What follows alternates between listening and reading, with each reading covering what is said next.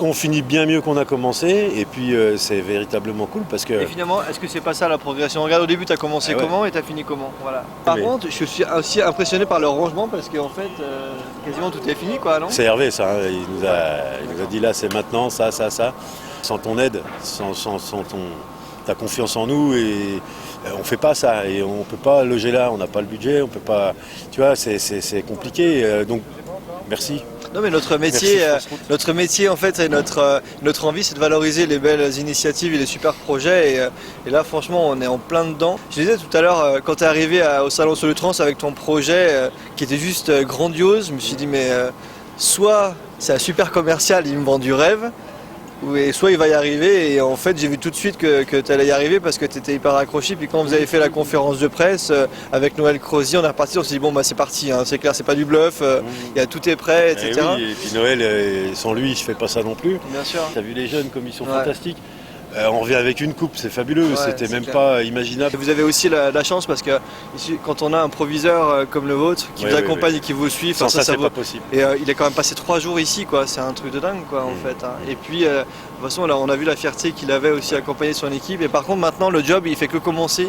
Et là vous avez un gros travail de communication à faire post-événement pour valoriser aussi ce que vous avez fait et montrer aussi que le lycée Camille Lugast, c'est pas rien et qu'on sait se bouger pour les élèves et qu'on croit en l'avenir et qu'on est capable aussi de sortir des sentiers battus et proposer des nouveautés qui font aussi que vous sortez du lot, quoi. On va sélectionner des courses qui nous permettront en fait de pouvoir accueillir tous les lycées et faire un podium lycée à chaque fois parce que si on ne fait pas à chaque fois, vous allez encore oublier qu'il y a des podiums. Et puis les jeunes là, ils attendaient ça. Leur première réaction c'est merci de vous être battus pour nous. Parce qu'ils attendaient quand même ça, ils ont beaucoup travaillé, si je participais pas, si on... Et l'épreuve de mécanique?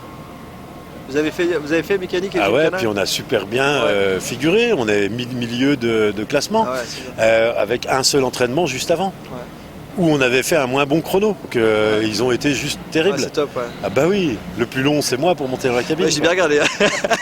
C'est inespéré de finir comme ça, on se connaissait pas avec Hervé il y a un mois quoi. Il faut aussi savoir ça. Moi j'ai conduit le camion pour la première fois il y a 10 jours. On sait maintenant un petit peu mieux comment travailler, comment aborder ça.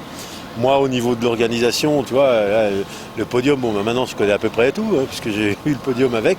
Donc on sait à peu près où on va, beaucoup plus qu'il y a juste un mois, quoi.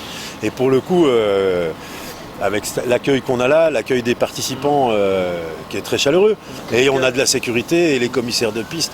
Toute l'organisation est vraiment, on sent que c'est huilé, on sent que ça boite pas, on est en confiance. Parce que si on avait encore ce problème-là, ce serait très difficile à gérer. Donc là, on sait qu'on nous appelle, qu'on nous dit tiens, là, faut venir. Il y a un petit peu de souplesse aussi, de compréhension, parce qu'on connaît pas tout. Voilà, il faut mettre tout ça en place, il faut gérer tout ce truc-là, mais ça valait le coup. Bien sûr. En tout cas, avec l'ensemble des autres lycées, on est super fiers que vous portiez la casquette France Route. Ah, voilà. Bah ouais.